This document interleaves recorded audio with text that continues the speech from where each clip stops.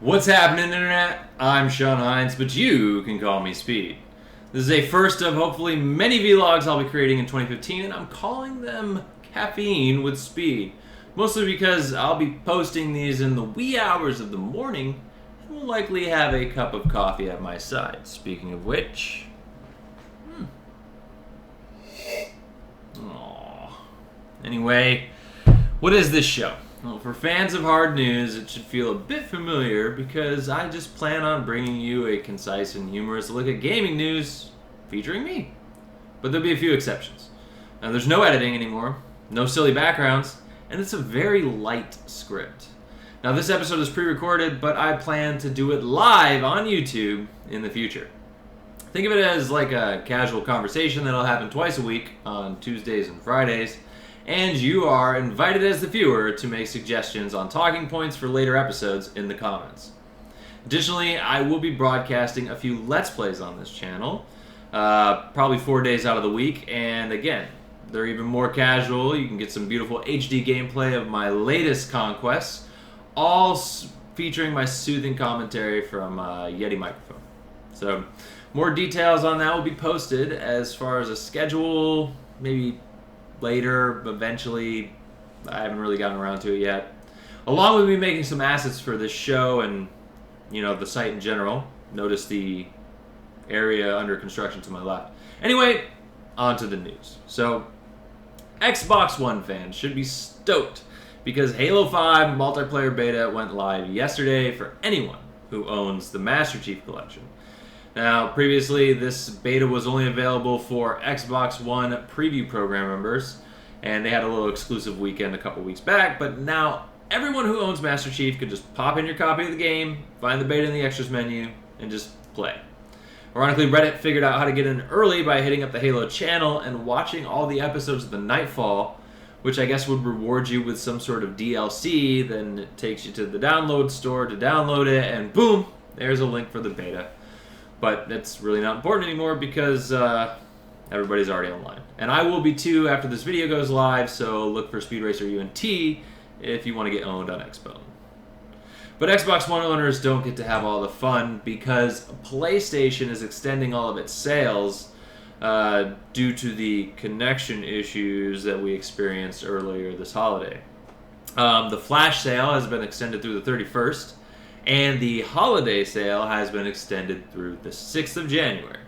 Now, the flash sale right now has Dragon Age for $39, which is awesome. Evil Within is like half price at $30. And Darksiders 2 Ultimate is only $15. I think you know what to do. But let's backtrack just a little bit on the connection issues we all experienced, because I made it home on Christmas Day expecting to jump into the world of Far Cry 4, only to have it basically hang on the login screen indefinitely. And sure enough, everyone who received a Christmas goodie was plagued by this service outage on both PSN and Xbox Live. Thanks, dogs. You can see my dog down there in the corner being scared of me. Anyway, what gives, right? So, a certain scaly hacker collective known as Lizard Squad threatened a DDoS attack on Christmas Day for some of our favorite gaming platforms. And they made this claim when they actually took down PSN and Xbox Live back on December 1st. So, in the weeks leading up to Jesus' birthday, Lizard Squad and some other collective called the Finest Squad had a little spat over Twitter on whether or not these DDoS attacks were going to take place.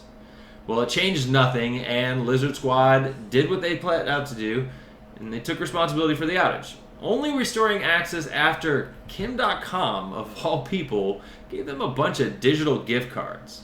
And as you can tell, service is basically back to normal, but here's an issue mostly being ignored. See, Lizard Squad is presumably trying to either punish us or the large corporations behind these services for their own petty reasons.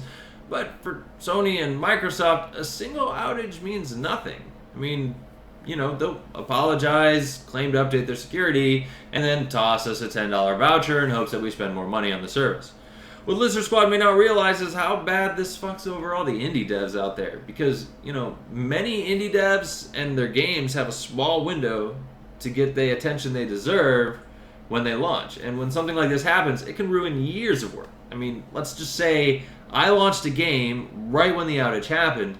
I mean, you would expect to lose as much as 40% of your monthly sales because that's typically what you see in the first 7 days or so of launch.